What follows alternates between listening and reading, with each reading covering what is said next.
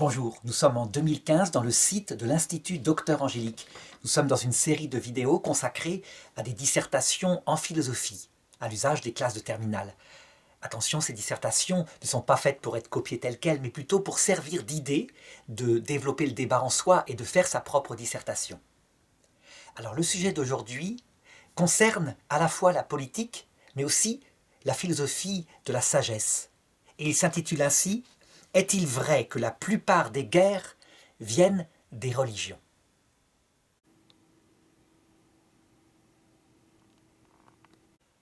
Alors, si on pose la question comme cela à n'importe quel Français, à n'importe quel Belge francophone, est-ce que la plupart des guerres viennent des religions? On est sûr d'avoir à plus de 80% la réponse de « oui, elles viennent des religions ». Et ce n'est pas seulement un phénomène qui date de 2015, donc de la guerre qui se prépare avec Daesh, avec le djihadisme. Non, c'est quelque chose qui est courant depuis presque 50 ans. Et donc, pour traiter d'un tel sujet, la première chose qu'il faut faire, c'est une partie historique, à savoir, est-ce que c'est vrai factuellement? Donc analyser d'où viennent les guerres, essayer d'analyser le nombre de guerres, mais aussi, pourquoi pas, le nombre de victimes, et si c'était possible, la proportion des victimes en comparaison des époques, de la population qui était sur Terre à telle époque. Dans une deuxième partie, je voudrais analyser quelles sont les grandes passions qui donnent les guerres. Et on verra qu'en fait, il y en a deux, la politique et le sens de la vie.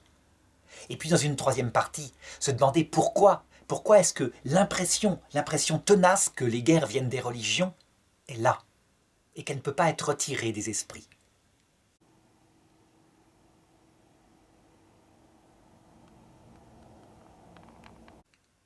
Donc il faut factuellement d'abord commencer par faire une étude historique. Et ce n'est pas toujours facile. En effet, les motifs des guerres sont parfois complexes. Ça veut dire que l'homme, dans son ensemble, l'homme tel qu'il est, provoque des guerres. Et tout ce qu'il a dans son cœur peut provoquer des guerres. On sait bien que ce sont par certaines périodes des rois qui gouvernent, ou des présidents, et ils y mettent donc la mentalité de leur temps. Il serait très faux de croire, par exemple, comme disent certains, que toutes les guerres viennent de la recherche de la gloire. Il y a d'autres choses, il y a parfois de l'honnêteté dans des guerres. Comme par exemple la recherche sincère de la justice par rapport à un peuple qui est attaqué, qui est injustement torturé par un autre peuple. Cependant, globalement, si on regarde les guerres, on s'aperçoit que l'un des motifs, c'est le domaine de la politique. Ça veut dire des États ou des nations qui, pour une question politique liée à leur vie ou à leur survie, en attaquent une autre et l'autre parfois se défend. Et donc pour savoir quelle est la plus grande fréquence des guerres, il faut faire en fait une liste avec un tableau à gauche, les guerres à motif religieux, et un tableau à droite, les guerres à motif politique. Et à ce moment-là, on verra que globalement, on englobe à peu près toutes les guerres. Alors autant prendre les choses, je dirais, à partir de ce qu'on connaît le mieux, ça veut dire le XXe siècle. Le XXe siècle, si on regarde la guerre la plus proche, celle qui a fait par exemple 1 million de morts, prenons le génocide dans une guerre civile au Rwanda. Est-ce que c'est une guerre religieuse? Non, pas du tout. Ce sont des peuples qui sont composés, je dirais, de deux ethnies, les Tutsis et les Hutus. L'une déteste l'autre immémorialement et tous sont catholiques, pratiquants. Et ils se massacrent, ou plutôt, les Tutsis sont massacrés et il y a près d'1 million de morts. C'est une guerre d'origine ethnique. C'est un motif politique, absolument aucun motif religieux. Si on remonte en arrière, on arrive à ce moment-là à la guerre froide. La guerre froide qui est finalement un peu une troisième guerre mondiale, mais que nous, occidentaux, on n'a pas connue tellement chez nous, mais que les peuples du monde entier ont connue chez eux. Par, d'un côté l'URSS, de l'autre côté les USA, qui se battaient par pays interposés. Eh bien, cette guerre a-t-elle un motif religieux? On pourrait dire peut-être du côté des soviétiques qui avaient comme une vision du monde tel qu'il est quand il est heureux avec le communisme. Mais en fait, c'était une vision politique. Le communisme était athée, complètement. Et donc on peut dire que les 100 millions de morts qu'a fait la guerre froide, c'est un motif politique. Remontons encore en arrière, la Seconde Guerre mondiale. La Seconde Guerre mondiale, c'est donc Hitler. On pourrait dire comme ça dans un premier jet, il a tué les Juifs, qui sont une religion, donc c'est une guerre religieuse. En fait, pas du tout. Il tue les Juifs pour motif racial, c'est-à-dire qu'il estime que c'est la race qui provoque la perversion de ces sous-hommes. Et il établit le besoin d'un Lebensraum, c'est-à-dire un espace vital pour le peuple supérieur, le peuple germanique. Son motif est la vengeance par rapport à la trahison qu'il estime avoir vécue pour l'Allemagne à la fin de la guerre 14. Le motif est politique. On ne peut pas dire autre chose. Il n'y a aucune espèce de religion chez Hitler. Même si parfois il dit, quand il échappe à ses attentats, la Providence m'a aidé. Prenons ensuite la guerre 14. La guerre 14, c'est une guerre des nations. Les nations européennes se sentent les plus intelligentes, les plus puissantes du monde. Et elles se jettent à la gorge les unes des autres. Qui est-ce qui a raison dans cette guerre-là? On a dit que c'était uniquement l'Allemagne. C'est plus complexe. On voit que la France en avait aussi envie pour récupérer l'Alsace et la Lorraine. Le motif est politique. On pourrait objecter, mais sur les ceinturons allemands, il y a marqué « Gott mit uns ». Dieu est avec nous. C'est donc religieux. Mais non, ce sont des vieilles traditions, de la culture allemande. Ça vient de la Prusse, en fait. Ça n'a aucun espèce de motif religieux, bien sûr. Remontons en arrière. La guerre de 1870, guerre politique. Les guerres napoléoniennes, ensuite, sont-elles, par hasard, religieuses? Napoléon, je dirais, il répand par la puissance de son génie militaire dans le monde entier les idées de la Révolution française. Il y a donc un motif philosophique aussi. Mais si ce motif philosophique sur le sens de la vie, la liberté, l'autonomie des peuples est présent, ce n'est pas un motif religieux. Par contre, ce qui motive beaucoup sa guerre, c'est l'amour de la gloire de la France, la gloire de sa propre famille, de son propre royaume, de son propre empire, on pourrait dire. Donc il est très difficile de dire qu'on a là une guerre d'origine, je dirais, religieuse. C'est de la politique. Revenons en arrière. La guerre civile en France, en 1793, entre, d'une part, à Paris, la Révolution française, et d'autre part, en Vendée, je dirais, ceux qui se révoltent pour garder leur roi et leur religion. Est-ce qu'on a ici une guerre religieuse? Ben oui, en partie. Les Vendéens se battent pour Dieu, pour leurs prêtres, pour leur roi, pour leur tradition. Et en face, la Révolution française se bat pour un motif philosophique, la raison, la liberté, etc. Seulement, ce qu'il est très intéressant de voir, c'est du côté du camp des Bleus, c'est-à-dire de ceux qui n'ont pas de motif religieux, mais un motif plutôt athée, une liberté de l'homme exaltée.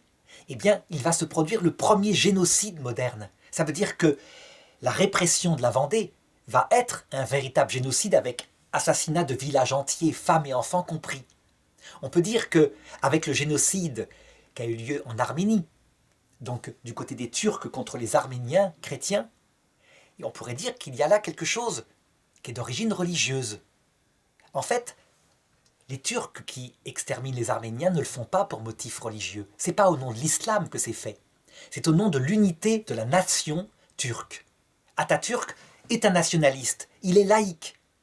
Donc, c'est étonnant. On dirait qu'il n'y a pas de limite, en tout cas dans l'époque contemporaine, quand le motif porte sur le sens de la vie. Mais quand le motif est politique, il y a davantage de limites. Cependant, pour être encore plus précis, quand le motif porte sur le sens de la vie, réalisé de manière terrestre, un millénarisme, ça veut dire quelque chose qui unit un projet politique avec l'idée qu'on donnera le bonheur total à l'humanité, il ne semble pas y avoir de limite.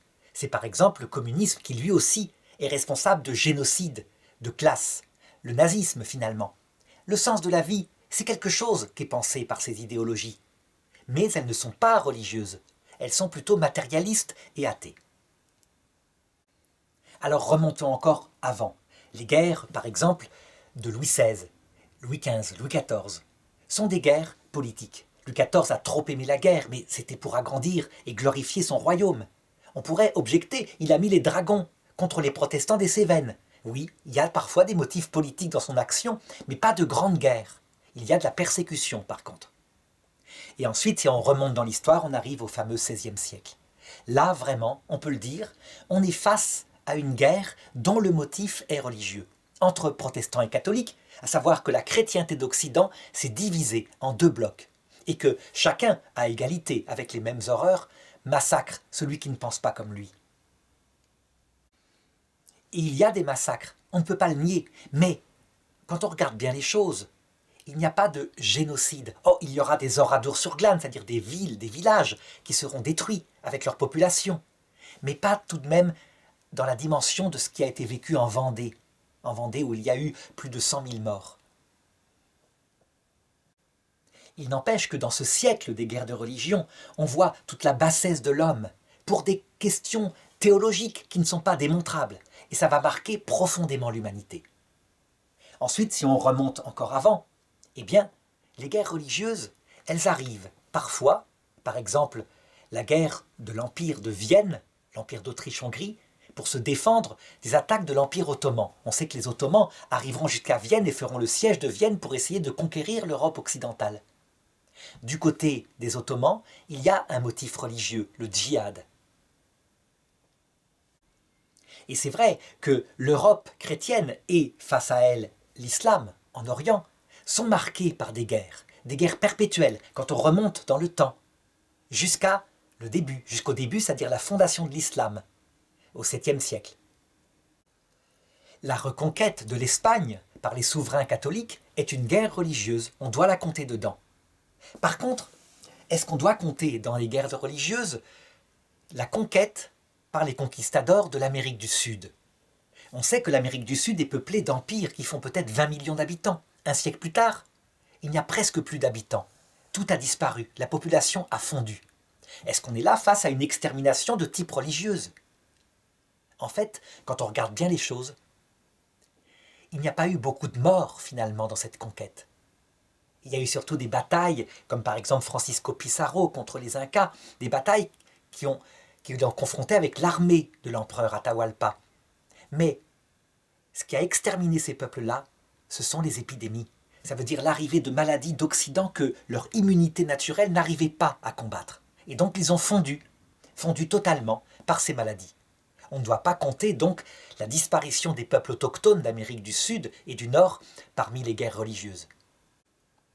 Pendant ce temps, en Europe, il y a des guerres, mais dans le monde entier, et ce sont des guerres politiques. Elles ont lieu partout. On peut les comptabiliser. Les guerres du Moyen-Âge, donc avant la découverte de l'Amérique, sont exclusivement des guerres de type politique. Les Anglais, par exemple, la guerre de 100 ans, veulent s'ouvrir un espace vital. Ils veulent s'ouvrir un espace vital vers la France, mais aussi vers l'Irlande et vers l'Écosse. C'est un peuple qui a besoin de conquérir. On pourrait dire, mais alors, la guerre entre protestants et catholiques en Irlande, dans les années 80, cette guerre avec du terrorisme, c'est une guerre religieuse, puisque les catholiques sont irlandais, les protestants sont anglais. En fait, c'est plus compliqué que ça. C'est une guerre qui a ses racines dans cette volonté perpétuelle de l'Angleterre, devenue protestante par la suite, de conquérir des terres. Et elle prend ses racines dans la guerre de 100 ans. Or, la guerre de 100 ans, à l'époque, les Anglais sont catholiques. Et ça va durer un siècle quasiment, ou peut-être un peu plus, avec des intermittences, mais entre peuples catholiques. Le motif est donc des royaumes politiques. On peut trouver une guerre religieuse à l'époque de Charlemagne, lorsqu'il combat les Saxons. Il va vouloir, de toutes ses forces, et par la force militaire, convertir les Saxons païens au catholicisme. Là, véritablement, dans l'action de Charlemagne, on a une guerre religieuse. C'est quelque chose qui sera fortement combattu par les évêques, par les papes de l'époque. Et on invitera Charlemagne à le faire, à faire sa conquête, plutôt, je dirais, par la bonté, et non pas par la force. D'ailleurs, c'est quand il changera de politique que finalement les Saxons adhéreront au christianisme. Alors, tous les siècles précédents dans le monde entier sont marqués par des dizaines de guerres politiques, comme il y en a actuellement partout.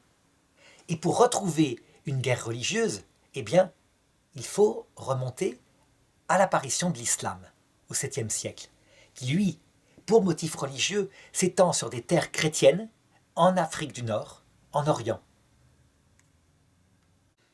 Ce sont des guerres qui se font relativement facilement, qui ne font pas beaucoup de morts. Après cette conquête de terres chrétiennes, les peuples seront globalement respectés dans leur foi, mais tout de même réduits en dimitude. Ça veut dire n'ayant pas accès aux postes de fonctionnaires, etc. Ce qui fera que quand le christianisme de ces régions s'affaiblira, eh bien les gens, tout naturellement, pour avoir un poste, deviendront musulmans. On peut dire que les croisades, qui sont à un moment donné la volonté de l'Occident chrétien de pouvoir accéder aux lieux saints sans être, je dirais, rançonnés, massacrés par un nouvel empire musulman qui les empêche de faire ce pèlerinage, sont comme une forme de reconquista. Donc ça a un motif religieux, effectivement. Seulement, les chrétiens ne veulent pas convertir les musulmans par la force. C'est au contraire par la persuasion que saint François d'Assise, par exemple, ira dans ces pays-là pour essayer de leur apporter le Christ.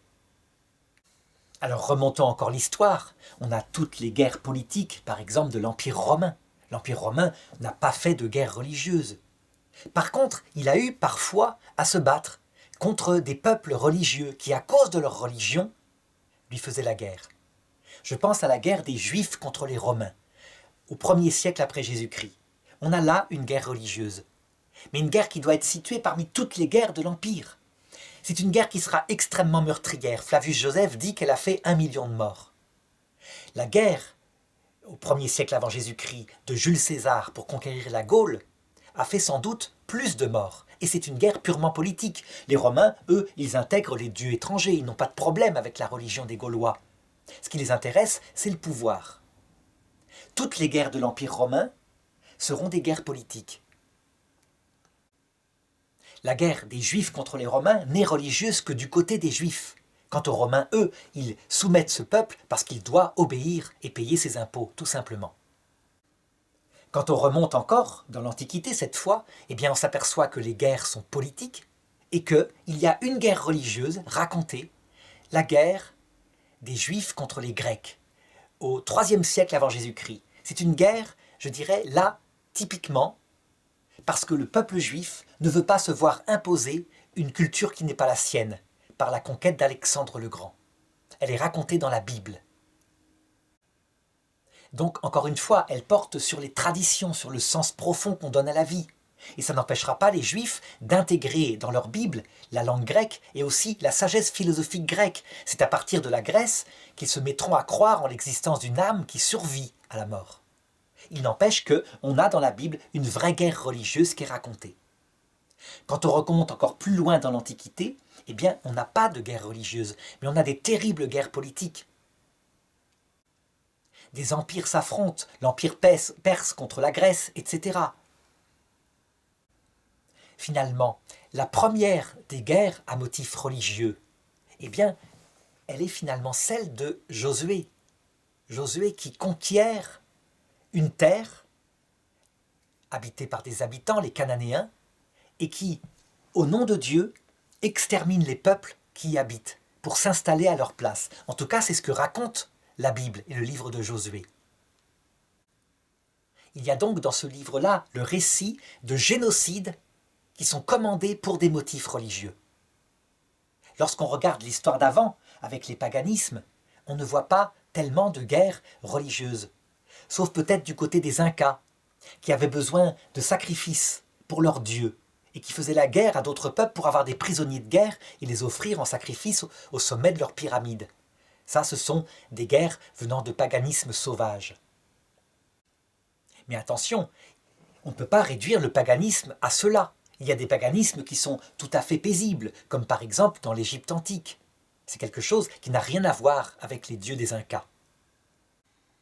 Alors, après avoir esquissé ce tableau et insisté principalement sur les guerres religieuses, afin de les compter et sans en faire le tour exhaustivement, on peut s'apercevoir qu'en fait, tous les historiens sont d'accord pour dire que les guerres majoritaires sont largement les guerres politiques.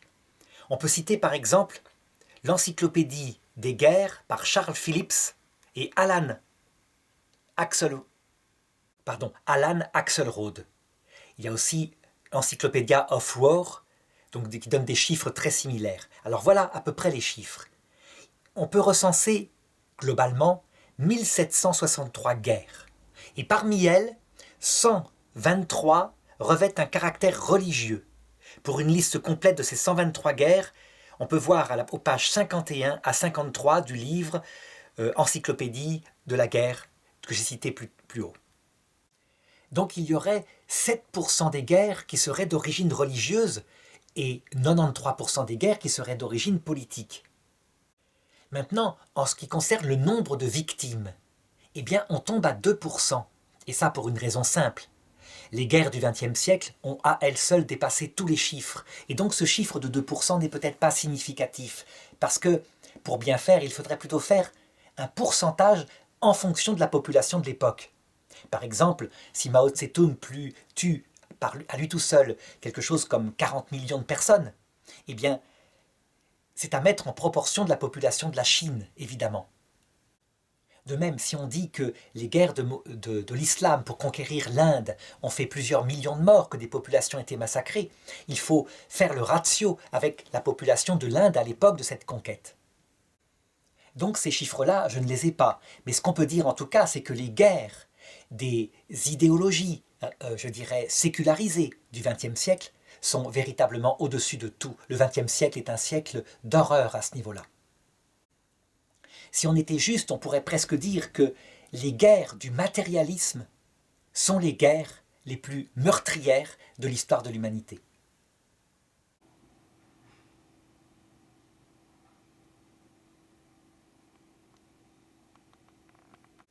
Alors, une autre remarque, parmi les guerres religieuses, il y a une religion qui a la guerre pour se répandre comme une des façons de faire, c'est l'islam. Si on soustrait aux guerres religieuses les guerres commises au nom de l'islam, qui sont au nom de 66, le pourcentage des guerres tombe de moitié. 3,23% des guerres sont d'origine chrétienne. Et donc ça, sur les 7% de toutes les guerres qui ont eu lieu. Attention, il y a aussi des guerres que j'ai citées qui sont d'origine juive, et puis d'autres religions comme les Incas. Il est à noter aussi que les monothéismes principalement ont fait la guerre, et pas tellement les polythéismes, pour une raison simple, c'est que s'il n'y a qu'un seul Dieu, la tentation de ceux qui sont monothéistes est de dire « les autres sont dans le mal, et donc je leur fais la guerre pour leur imposer le bien ». Dans les polythéismes comme la Grèce ou l'Empire romain, on a tendance plutôt à intégrer au panthéon qui comporte souvent des milliers de dieux, les dieux venant d'autres cultures.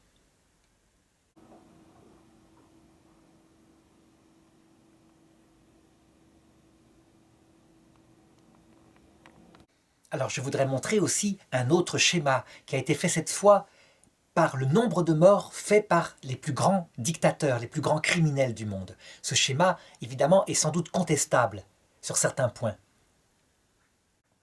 Par exemple, penser que le roi des Belges, Léopold II, lors de sa conquête du Congo belge, ait pu faire 15 millions de morts, ça paraît surprenant. C'est à analyser.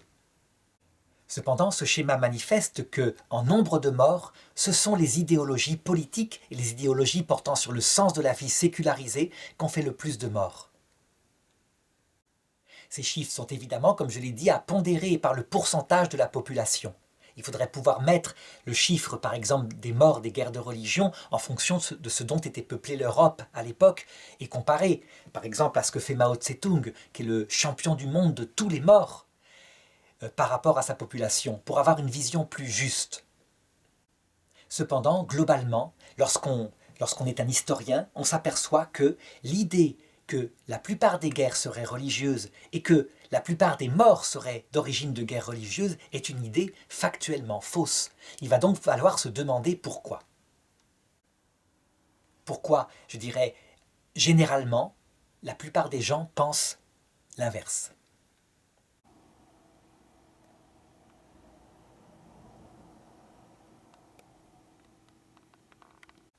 Et donc dans cette deuxième partie, je voudrais analyser pourquoi, quels sont les motifs profonds qui font le plus de guerres. En réalité, lorsqu'on analyse l'être humain, on s'aperçoit que c'est l'espoir d'en trouver un gain important qui provoque le nombre le plus important de guerres. Or, parmi les espoirs humains importants, il y en a deux à considérer. Les espoirs politiques, qui sont de toutes sortes, qui peuvent être par exemple conquérir une terre, être un glorieux conquérant, se procurer des richesses, mais aussi, pourquoi pas, au XXe siècle, apporter un bonheur politique à l'humanité. Ce sont les fameuses idéologies sécularisées.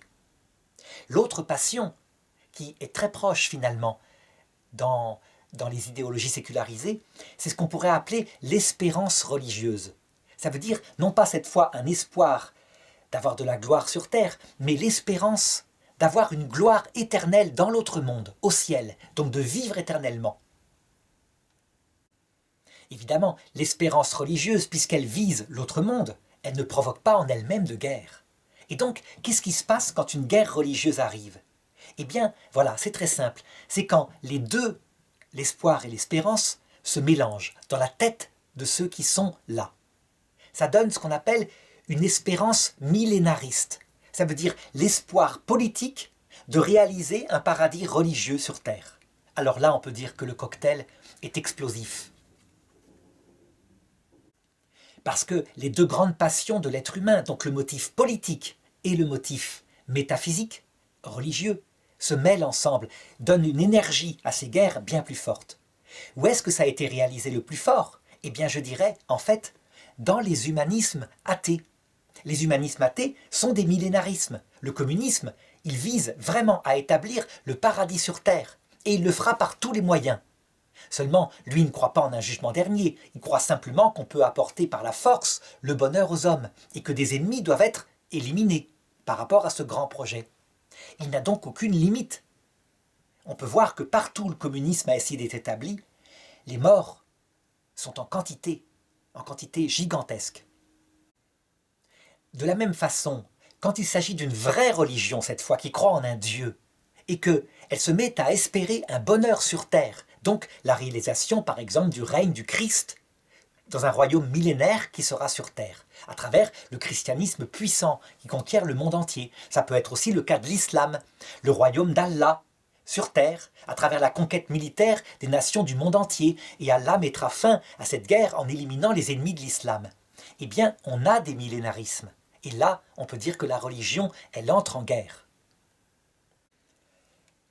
Je dirais avec l'expérience, l'Église catholique, qui a été par moments millénariste, donc qui a vraiment encouragé une sorte de conquête militaire du christianisme sur terre. On peut dire que les guerres de religion au XVIe siècle, c'est du côté du christianisme, qu'il soit protestant ou catholique, l'idée que le royaume de Dieu reculait par cette division et qu'il fallait le réinstaurer par les armes.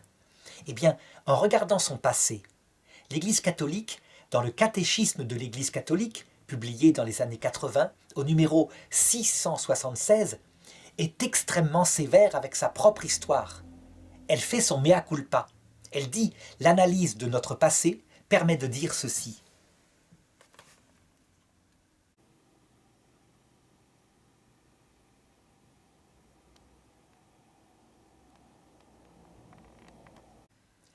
Cette imposture antichristique, c'est fort, se dessine dans le monde chaque fois que l'on prétend accomplir dans l'histoire l'espérance messianique qui ne pourra se réaliser que dans l'au-delà.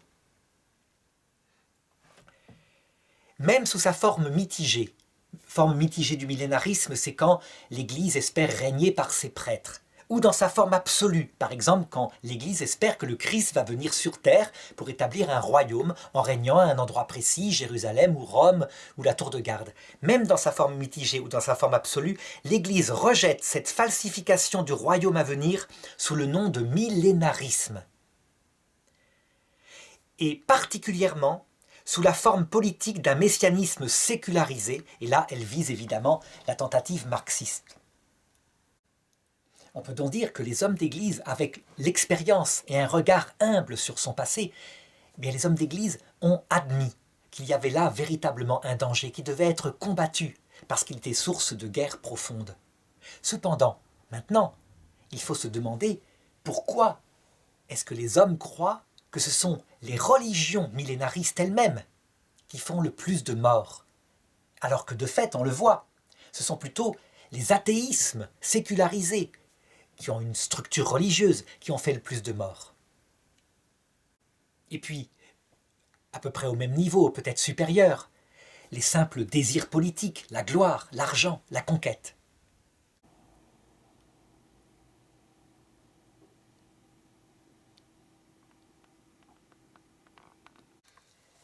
Eh bien, c'est ce que je voudrais voir dans cette troisième partie.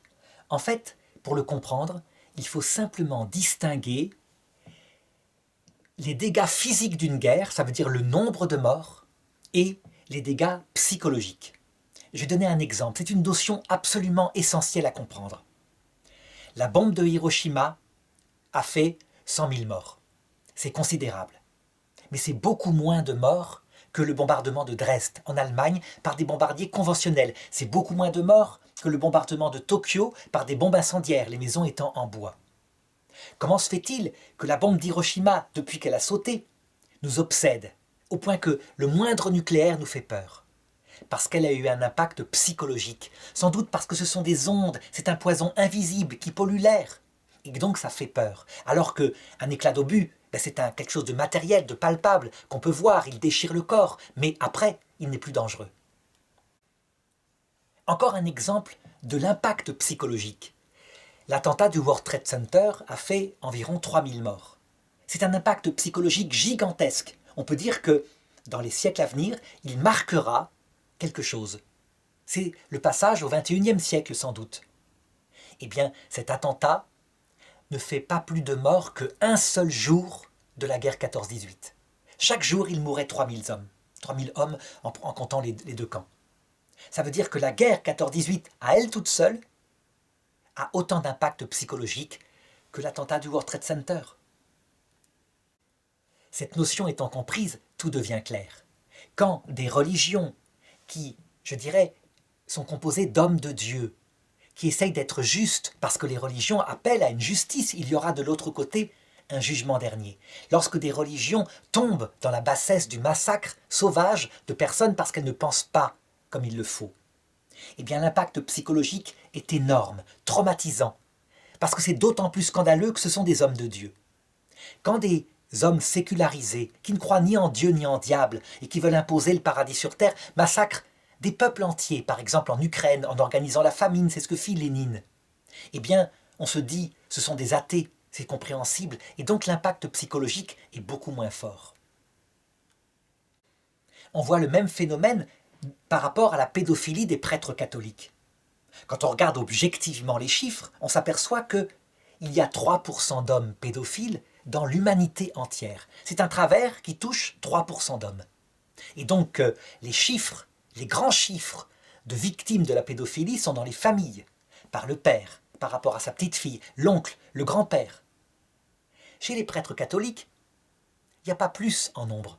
Chez les protestants, c'est à peu près le même chiffre. Chez les musulmans, chez les bouddhistes, partout où des adultes sont en contact avec des enfants. Pourquoi l'Église catholique est-elle mise en exergue par rapport à cette chose-là?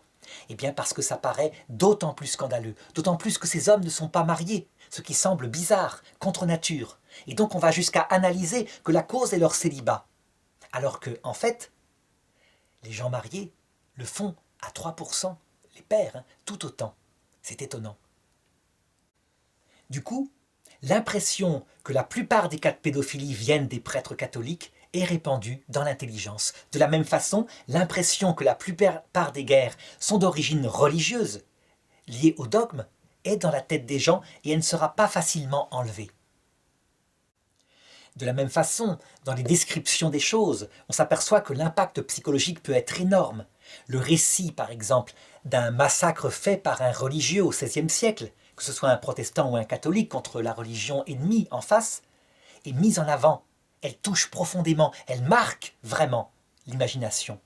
Par contre, savoir que Lénine a enlevé les réserves de grains juste avant un hiver à la population d'Ukraine parce qu'elle refusait de le livrer, et le fait que ces familles sont mortes de misère, de faim pendant l'hiver en question, c'est plutôt un chiffre immense. Ce sont des millions de morts, mais on ne voit pas ces personnes.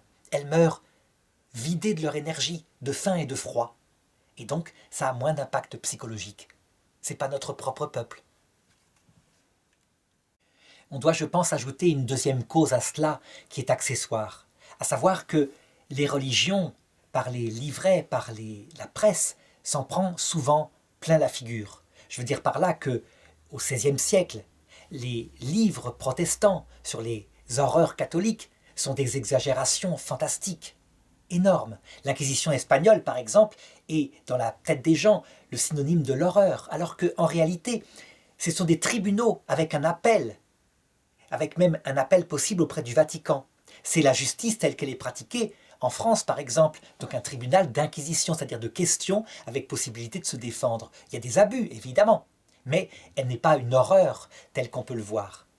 D'autre part, lors du siècle de sécularisation au XIXe siècle, eh bien, les livres d'histoire républicains ont eu tendance à manifester la grandeur de leur projet et la décadence et l'horreur, l'obscurantisme du projet religieux. Il faut en tenir compte, et même en France, où par exemple, le génocide vendéen n'a jamais été reconnu comme tel.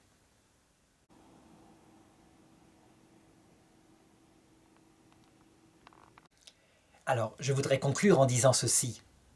Savoir que dans l'histoire, factuellement, les guerres religieuses ont un impact psychologique terrible, mais que globalement elles ont fait moins de morts que les guerres politiques, n'apporte rien au fait qu'en 2015, nous sommes visiblement face à une nouvelle guerre religieuse qui ne fait que commencer. Le pire est sans doute à venir.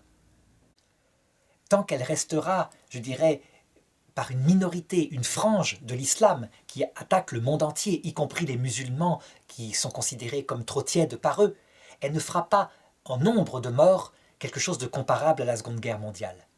Mais attention, la théorie du complot se répand dans les masses musulmanes, à savoir que tout cela est organisé par Israël, par les Américains, par les croisés. Et les jeunes y sont sensibles. Or, la théorie du complot, c'est une maladie de l'intelligence, qu'a connue l'Allemagne en 1933 de la même façon, et qui peut provoquer non pas un affaiblissement des motifs de la guerre, mais au contraire une augmentation. Si jamais, par malheur, un pays musulman comme le Pakistan devenait au pouvoir des djihadistes, ce qui est possible, ce qui n'est pas exclu, eh bien ce serait une catastrophe. Et il pourrait arriver qu'un jour que cette dissertation soit fausse et qu'on puisse dire que les guerres religieuses ont fait plus de morts que les guerres d'origine politique. Il faut donc faire extrêmement attention à cela, d'autant plus que dans les textes coraniques, il y a des prophéties qui peuvent être prises dans un sens millénariste, que personne ne peut arrêter puisqu'il n'y a pas en islam de pape, une autorité suprême qui peut condamner, comme dans l'Église catholique, une telle interprétation. La prophétie de la guerre de Gog et Magog, par exemple, dans les hadiths qui annoncent une grande guerre de la communauté sainte, donc des musulmans, contre le monde entier ligué, et que, au moment où tout semblera perdu, pour l'islam, Dieu donnera la victoire. Eh bien, ce genre de prophétie met une note d'espérance religieuse dans de l'espoir politique. On est donc face au cocktail que je dénonçais tout à l'heure. Cocktail explosif qui a été d'ailleurs à la source de la grande guerre des Juifs contre les Romains, avec exactement la même prophétie. Il est donc intéressant, pour s'informer, de relire Flavius Joseph, l'historien romain, juif aussi, de l'époque, qui a décrit cette guerre, même cause, même conséquence. Celui qui ne connaît pas l'histoire se condamne à la revivre, d'où l'importance de lire Flavius Joseph. On peut télécharger ce livre en version audio sur le site eschatologie.free.fr dans la bibliothèque numérique.